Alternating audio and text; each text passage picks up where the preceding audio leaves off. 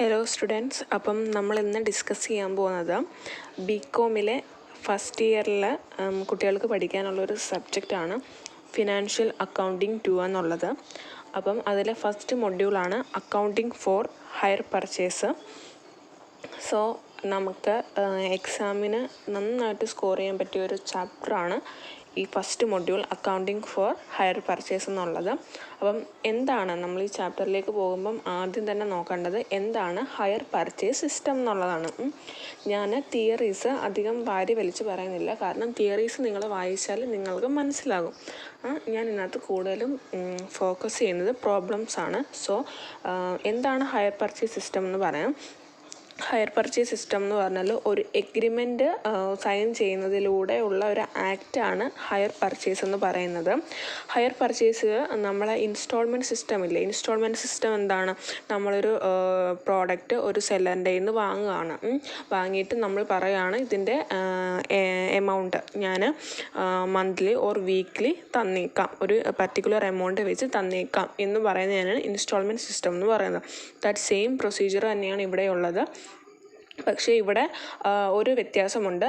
നമ്മുടെ ഇൻസ്റ്റാൾമെൻറ്റ് സിസ്റ്റത്തിൽ നമ്മൾ കോൺട്രാക്റ്റ് ആണ് ഉപയോഗിക്കുന്നതെങ്കിൽ നമ്മുടെ ഹയർ പർച്ചേസ് സിസ്റ്റത്തിൽ നമ്മൾ അവിടെ എഗ്രിമെൻറ്റ് സൈൻ ചെയ്യുകയാണ് ചെയ്യുന്നത്. ഓക്കെ, അപ്പം ഈ ഹയർ പർച്ചേസ് സിസ്റ്റത്തിൽ ഓണർഷിപ്പ് എങ്ങനെയാണെന്ന് ചോദിച്ചു കഴിഞ്ഞാൽ ഈ ഓണർഷിപ്പ് ട്രാൻസ്ഫർ ചെയ്യുന്നത് ഈ ബയ്യർ ലാസ്റ്റ് എമൗണ്ട് എല്ലാ എമൗണ്ടും പേ ചെയ്തതിന് ശേഷം മാത്രമായിരിക്കും ഓണർഷിപ്പ് സെല്ലറിൽ നിന്നും ബയ്യറിലേക്ക് ട്രാൻസ്ഫർ ആകുന്നത്. പക്ഷേ ഇൻസ്റ്റാൾമെൻറ്റ് സിസ്റ്റത്തിൽ അങ്ങനല്ല. കോൺട്രാക്റ്റ് സൈൻ ചെയ്യുന്ന അറ്റ് എ ടൈമിൽ തന്നെ ഓണർഷിപ്പും ട്രാൻസ്ഫർ ചെയ്യുകയാണ്. ഓക്കെ, അപ്പം ഇത്രയൊന്ന് മനസ്സിലാക്കി വെക്കുക ഹയർ പർച്ചേസ് സിസ്റ്റം എന്താണെന്നുള്ളത്. പിന്നെ നിങ്ങളുടെ ടെക്സ്റ്റിൽ ഡിഫറൻസ് കുറേ ഉണ്ട്. അതായത് ഹയർ പർച്ചേസ് സിസ്റ്റവും ഇൻസ്റ്റാൾമെൻറ്റ് സിസ്റ്റവും തമ്മിലുള്ള ഡിഫറൻസ് ഉണ്ട്. ഹയർ പർച്ചേസ് ആൻഡ് ക്രെഡിറ്റ് സെയിൽസും തമ്മിലുള്ള ഡിഫറൻസ് ഉണ്ട്. സോ ഇത് രണ്ടും മെയിനായിട്ടും പഠിക്കണം, സ്കിപ്പ് ചെയ്യാനേ പാടില്ല. 5 മാർക്കിന് ഷുവർ ക്വസ്റ്റ്യനാണ്, ഏതെങ്കിലും ഒരെണ്ണം ചോദിക്കും. പിന്നെ നിങ്ങൾ പഠിക്കേണ്ടത് ഹയർ പർച്ചേസിൻ്റെ ഫീച്ചേഴ്സ് നോക്കുക. ഓക്കെ, ഇത്രയൊക്കെ നിങ്ങൾ നോക്കുക. ഇനി നമുക്ക് പ്രോബ്ലത്തിലേക്ക് പോകാം. അതായത് calculation of interest. Calculation of interest very important ആണ്, അതുപോലെ തന്നെ വെരി സിമ്പിളുമാണ്. ഓക്കെ, അപ്പം നമ്മൾ ഈ കാൽക്കുലേഷൻ ഓഫ് ഇൻട്രസ്റ്റ് പഠിക്കുന്നതിന് മുമ്പ് നമ്മളൊരു കേസ് വെച്ചിട്ടാണ് പഠിക്കാൻ പോവുക. ഓക്കെ, ഓരോ കേസ്. അപ്പം നമുക്കിവിടെ ഒരു 5 6 നമ്മുടെ കേസസ് ഉണ്ട്.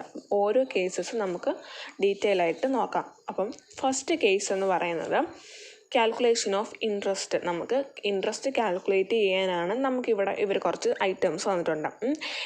ക്യാഷ് പ്രൈസ് തന്നിട്ടുണ്ട്, rate of interest and instalment തന്നിട്ടുണ്ട്. ഇത്രയും ഐറ്റംസ് തന്നിട്ടുണ്ട്. കാരണം നമ്മുടെ എല്ലാ ഐറ്റംസും ഇതിനകത്ത് ഇൻക്ലൂഡഡ് ആണ്. ഇനി നമ്മൾ എന്ത് കണ്ടുപിടിച്ചാൽ മാത്രം മതി? കാൽക്കുലേഷൻ ഓഫ് ഇൻട്രസ്റ്റ് മാത്രം. ഇൻട്രസ്റ്റ് കണ്ടുപിടിക്കുക എന്നുള്ളൊരു ഡ്യൂട്ടിയും കൂടെ മാത്രമേ നമുക്കുള്ളൂ. അപ്പം നേരെ ക്വസ്റ്റ്യനിലേക്ക് വരാം. Illustration number 1. On 1/1/2015, Ramlal purchased a machinery on hire purchase system. The payment was to be made 4,000 down.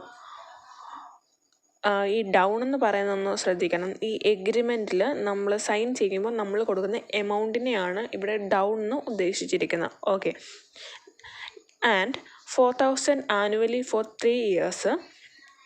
The cash price of the machinery was 14,900 and the rate of interest was 5%. Calculate the interest include cash each installment.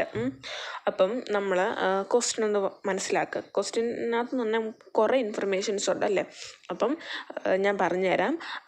Ramlal ഒരു machinery purchase ചെയ്തു. ഏതിൻ്റെ ബേസിസിലാണ്? Higher പർച്ചേസിൻ്റെ ബേസിസിലാണ്. എന്നാണ് അയാൾ purchase ചെയ്തത്? 1/1/2015. Okay, ഇനി പറയുന്നത് ഈ agreement sign ചെയ്തപ്പം അയാളൊരു 4,000 രൂപ കൊടുത്തിട്ടുണ്ട്. ഓക്കെ, പിന്നെ നമുക്ക് 3 വർഷമാണ് എന്ത് കൊടുക്കേണ്ടത്? ഇൻട്രസ്റ്റ് അല്ല ഇൻസ്റ്റാൾമെൻറ്റ് കൊടുക്കേണ്ടത്. ഓക്കെ, ഇൻസ്റ്റാൾമെൻറ്റ് കൊടുക്കേണ്ടത് 3 വർഷത്തേക്കാണ്. അപ്പം ആ ഇൻസ്റ്റാൾമെൻറ്റ് എമൗണ്ട് എന്ന് പറയുന്നത് എത്രയാണ്? 4,000 രൂപയാണ്. ഓരോ ആനുവലിയും 4,000 രൂപ കൊടുക്കണം. എന്നിട്ട് ക്യാഷ് പ്രൈസ്. ഈ ക്യാഷ് പ്രൈസ് എന്ന് പറയുന്നത് മെഷീനറിയുടെ ടോട്ടൽ വാല്യൂ ആണ്. അതായത് മെഷീനറിക്ക് എത്ര രൂപയാണോ ആ എമൗണ്ടാണ് ഇവിടെ തന്നിരിക്കുന്നത്. 14,900 രൂപയാണ് തന്നിരിക്കുന്നത്. പിന്നെ ഇവരിവിടെ പറയുന്നുണ്ട് ഓരോ വർഷം എത്രയാണ് ഇൻട്രസ്റ്റ്, 5% ഇൻട്രസ്റ്റ് എന്നും പറയുന്നുണ്ട്. അപ്പം നമുക്കിനി ആൻസറിലേക്ക് വരാം. നമുക്കിവിടെ ഇൻട്രസ്റ്റ് മാത്രം കാൽക്കുലേറ്റ് ചെയ്താൽ മതി. അപ്പം നമ്മളൊരു ബോക്സ് വരയ്ക്കുക. 5 കോളംസ് വേണം. ഫസ്റ്റ് നമ്മൾ എഴുതേണ്ട കോളം എന്ന് പറയുന്നത് ഡേറ്റ് ഓഫ് പേയ്മെൻ്റ് ആണ്. ഓക്കെ, ഡേറ്റ് ഓഫ് പേയ്മെൻറ്റ് എഴുതുക. നെക്സ്റ്റ് കോളം എന്ന് പറയുന്നത് cash value outstanding before paying the instalment, അതായത് നമ്മുടെ ടോട്ടൽ വാല്യൂ ഇല്ലേ ആ വാല്യൂ എഴുതുക. തേർഡ് കോളം എന്ന് പറയുന്നത് cash prize or capital portion. ഞാൻ പറഞ്ഞല്ലോ, നമ്മൾ എഗ്രിമെൻറ്റ് സൈൻ ചെയ്യുമ്പം നമ്മൾ കൊടുക്കുന്ന എമൗണ്ട് ഡൗൺ പേയ്മെൻറ്റ്. ഓക്കെ, അതാണ് തേർഡ് കോളത്തിനകത്ത് വരുന്നത്.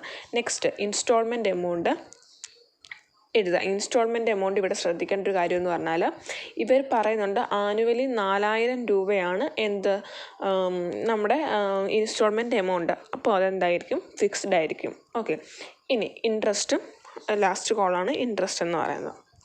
നമുക്ക് ഫസ്റ്റ് ചെയ്യാൻ തുടങ്ങാം. ആദ്യം ഡേറ്റ് ഓഫ് ദ പേയ്മെൻ്റ് ആണ്. എന്നാണ് അയാൾ പർച്ചേസ് ചെയ്തതെന്ന് പറഞ്ഞിരിക്കുന്നത് 1/1/2015 ആണ്. ആ ഡേറ്റ് എടുത്ത് എഴുതി. അതിനുശേഷം രണ്ടാമത്തെ കോളം എന്ന് പറയുന്നത് നമ്മുടെ മെഷീനറിയുടെ ക്യാഷ് പ്രൈസ് എഴുതുക എന്നുള്ളതാണ്. അപ്പം നമ്മളെടുത്ത് എഴുതി 14,900. ഇനി അടുത്ത് ഡൗൺ പേയ്മെൻ്റ് ആണ്. ഡൗൺ പേയ്മെൻറ്റ് എത്രയാണ് നമ്മൾ കൊടുത്തിരിക്കുന്നത്, 4,000 രൂപ. അതും എടുത്ത് എഴുതി.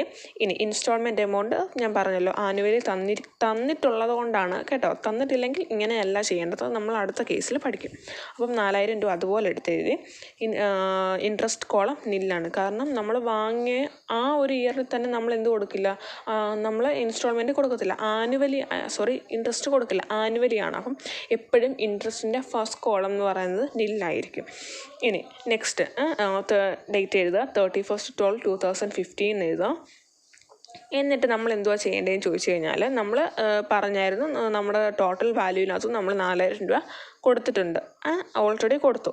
അപ്പം ആ 14,900 നിന്ന് 4,000 രൂപ കുറച്ച് ബാലൻസ് 10,900 നമ്മൾ ക്യാഷ് വാല്യൂവിൻ്റെ കോളത്തിൽ എഴുതി. നെക്സ്റ്റ് ഡൗൺ പേയ്മെൻറ്റ് നമ്മളിനി ചെയ്യുന്നത് നമ്മൾ ഇൻട്രസ്റ്റ് കാൽക്കുലേറ്റ് ചെയ്യണം.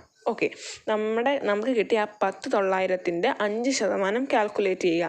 5% കാൽക്കുലേറ്റ് ചെയ്തിട്ട് നമ്മുടെ ഡൗൺ പേയ്മെൻറ്റ് കൊടുത്ത എത്രയായിരുന്നു, ഡൗൺ പേയ്മെൻ്റ് അല്ല instalment amount 4,000 രൂപയല്ലായിരുന്നു.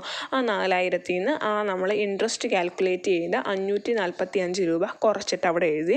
Instalment amount fixed ആണ്. അത് ലാസ്റ്റ് കോളം വരെ 4,000 എന്ന് എഴുതി വയ്ക്കുക. എന്നിട്ട് ഇനി നമ്മൾ അടുത്ത കോളം എന്ന് പറയുന്നത് ഇൻട്രസ്റ്റ് കോളമാണ്. ഓക്കെ, ഇൻട്രസ്റ്റ് കോളം എന്ന് പറഞ്ഞാൽ നമ്മൾ ഇവിടെ കണ്ടുപിടിച്ചായിരുന്നല്ലേ എത്ര, 545, അതായത് 10,900 × 5 / 100. ആ ഇൻട്രസ്റ്റ് ഇവിടെ കാൽക്കുലേറ്റ് ചെയ്തന്നേ ഉള്ളൂ.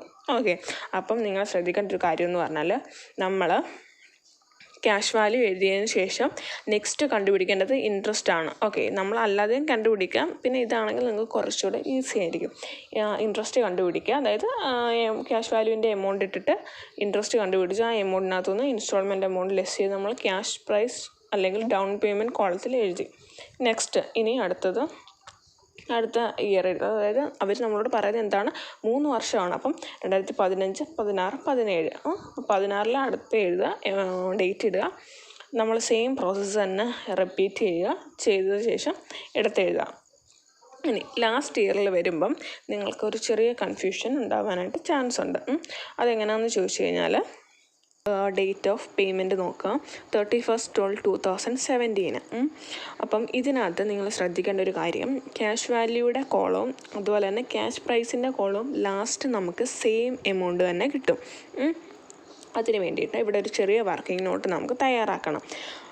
ഹയർ പർച്ചേസിൻ്റെ പ്രൈസ് 16,000 രൂപയാണ്. കാരണം നമ്മൾ ഫിക്സ്ഡ് ആണെന്ന് പറഞ്ഞില്ലേ 4,000 രൂപ, അതെല്ലാം കൂടെ ആഡ് ചെയ്യുമ്പോൾ നമുക്ക് 16,000 രൂപയെന്ന് കിട്ടും. അതിൻ്റെ കൂടെ ടോട്ടൽ ക്യാഷ് പ്രൈസിൻ്റെ എമൗണ്ട്, അതായത് 14,900 രൂപ കുറയ്ക്കുമ്പോൾ നമുക്ക് എത്ര കിട്ടും, 1,100 കിട്ടും. എന്നിട്ട് നമ്മൾ നോക്കുക ഇൻട്രസ്റ്റിൻ്റെ കോളത്തിൽ എല്ലാം കൂടെ ടോട്ടൽ ചെയ്യുമ്പം ആ 1,100 കിട്ടുന്നുണ്ടോ എന്ന് നോക്കുക.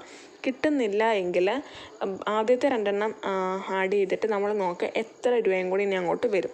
അതാണ് നമ്മുടെ എന്തെന്ന് പറയുന്നത്, ലാസ്റ്റ് ഡേറ്റിലെ ഇൻട്രസ്റ്റ് എന്ന് പറയുന്നത്. ഓക്കെ, അത് വെച്ച് നമ്മൾ കണ്ടുപിടിക്കുക. എന്നിട്ട് നമ്മൾ ടോട്ടൽ ചെയ്യുക, അത്രയേ ഉള്ളൂ. നമ്മൾ ടോട്ടൽ ചെയ്യുമ്പം ക്യാഷ് പ്രൈസ് ടോട്ടൽ ചെയ്യുമ്പോൾ നമ്മുടെ ക്യാഷ് വാല്യൂ ഇല്ലേ ഒറിജിനലായിട്ടുള്ള, അതായത് 14,900 അത് കിട്ടും. അപ്പം നമ്മുടെ ആൻസർ കറക്റ്റാണ്. ഇത്രയേ ഉള്ളൂ. ഇനി അടുത്തത് സെക്കൻഡ് കേസ് അടുത്ത വീഡിയോയിൽ നോക്കാം.